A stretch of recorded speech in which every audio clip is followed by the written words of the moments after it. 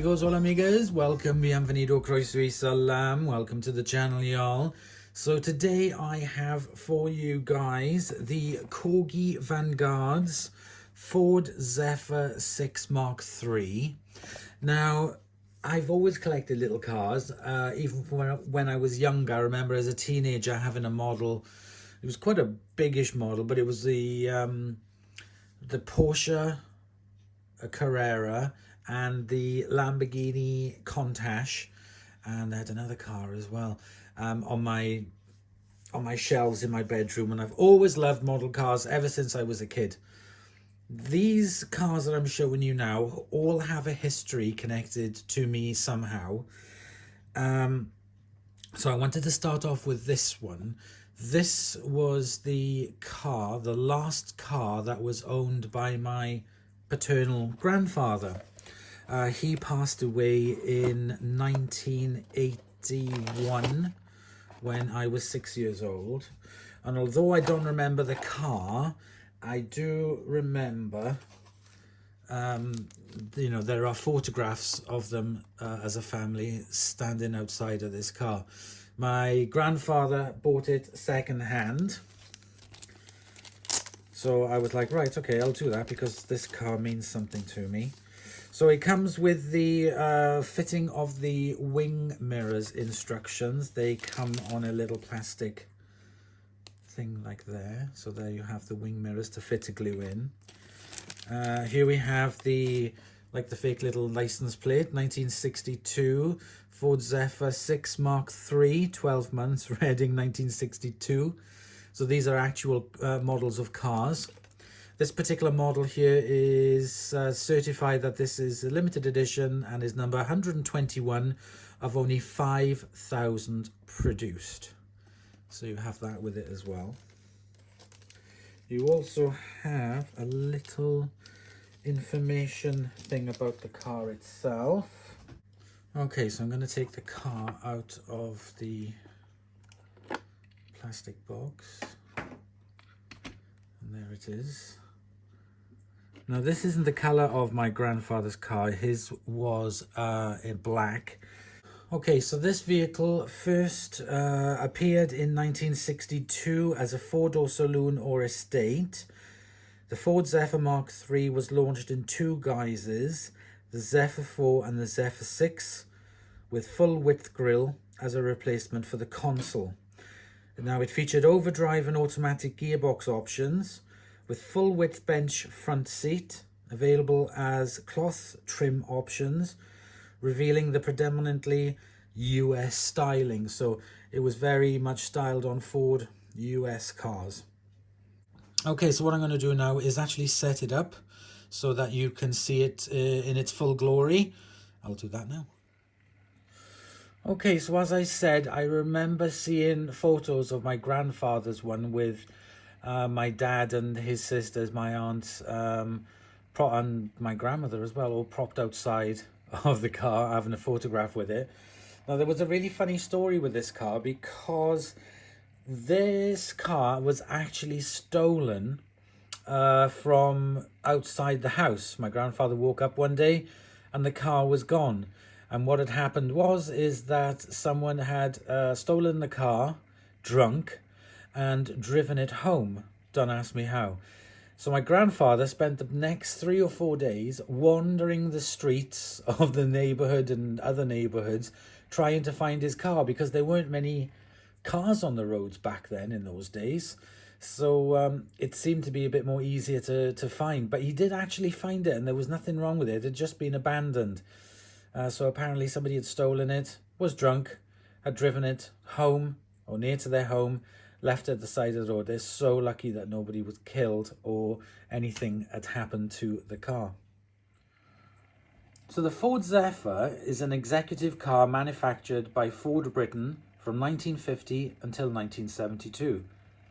The Zephyr and its luxury variants, the Ford Zodiac and Ford Executive, were the largest passenger cars in the British Ford range from 1950 until their replacement by the Consul and Granada models in 1972. In April 1962, Ford replaced the Consul Zephyr Zodiac range with a dramatically restyled model. Although it shared some of its mechanical components, as well as the basic chassis design with the Mark I, Mark II models, rather than continue the console name, Ford UK decided to call its replacement the Zephyr 4, the 4 indicating that it still used the 4-cylinder 1703cc engine from the console 375. A 4-speed manual gearbox now with synchromesh on all ratios was standard, with overdrive or automatic transmission available as options. Front disc brakes were standard during the production run. The nose styling was changed and the grille lowered. The Zephyr lettering moved from the front edge of the bonnet to below the bonnet opening, and the 4 badge below the grille was eliminated. The Zephyr was the last car to be independently designed by Ford of Britain. Closer integration with Ford work of Cologne had already started with both the Transit and Escort, and the replacement Granada console would be a genuine pan-European effort. Although the Ford Zephyr never saw American production, a very limited number were imported into the US, and the name itself has appeared on other American Ford-related cars. The first use of the Zephyr name was in 1936 with the Lincoln Zephyr, a smaller companion to the full-size Lincoln sedan sold at the time, followed in the late 1970s with the Mercury Zephyr, an upscale version of the Ford Fairmont. The Lincoln Zephyr name was resurrected for a new model in 2006, but was changed to Lincoln Mark Z the following year.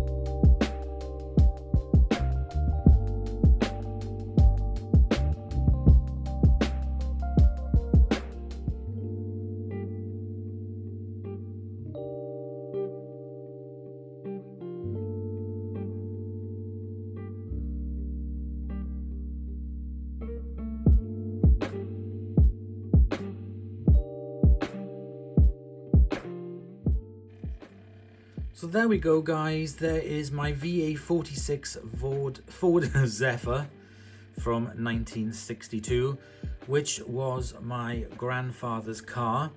So I wanted to share the information and the relevance of it to myself. I don't have the picture to hand of it, unfortunately. I will have to have a look for it, but I hope you've enjoyed the video, and these little models mean something to me. So I'll see you guys in the next episode.